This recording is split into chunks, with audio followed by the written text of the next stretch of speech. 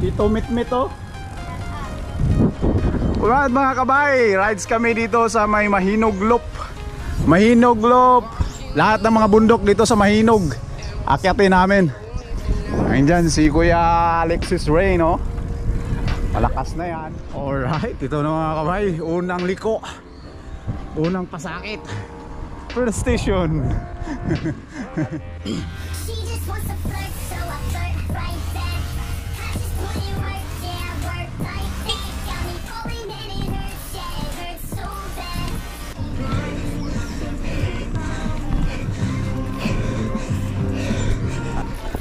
Kaya mga kabay, after 9 minutes nakaano na tayo, nakapatong tayo dito.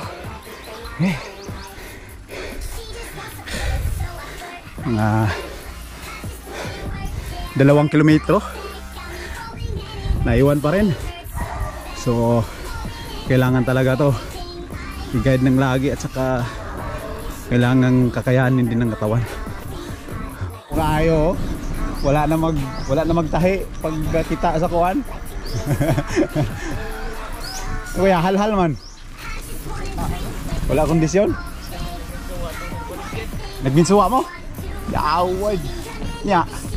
Kumusta mga rides binsuwa? Abot mo sa taas? Wala nagtulak? Ha? Hunong-hunong ra mo? Pahuway. I can't escape it, I just wanna feel you shaping like my dreams, I can't sit back, I have to chase them. She just wants to flirt, so I flirt right back. I just put in work, yeah, I work like that. Got me falling and it hurts, yeah, it hurts so bad.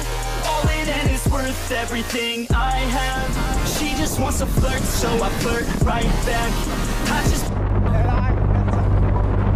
She says that she loves me, she just wants to fuck me. Got me feeling something, got me feeling nothing. Alcoholic. Ayan mga kabay, nandito na kami sa may Kumun, Puntod. Kunti na lang, waka na kami. Pero masakit pa to. Kailangan muna ng ano, kailangan muna ng masinsinang pagtitiis. Masinsinang patakara man kag yawit doy. Oh, katawa pa. Napaday kusog ni. Katawa pa man.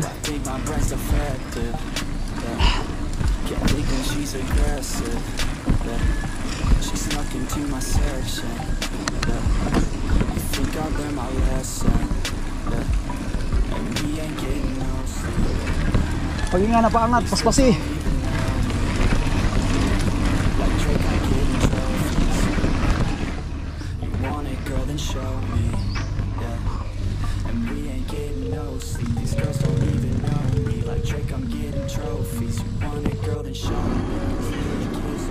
Cancel ang ano, putol ang Mahinog Loop.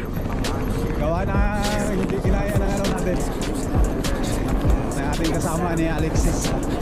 So bugbog na pala yung katawan niya kasi nagminsuwa sila nung ano, nung Merkules. Kahapon, ay gaw, kahapon galing sila ng ano, ng Mambahaw. Parang bugbog na yung katawan. Kaya ayun. Ayun o.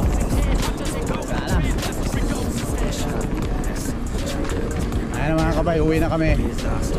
Balikan na lang namin kasi yung bundok hindi naman tatakbo. Yung kondisyon ng katawan natin hindi natin napipredict yan.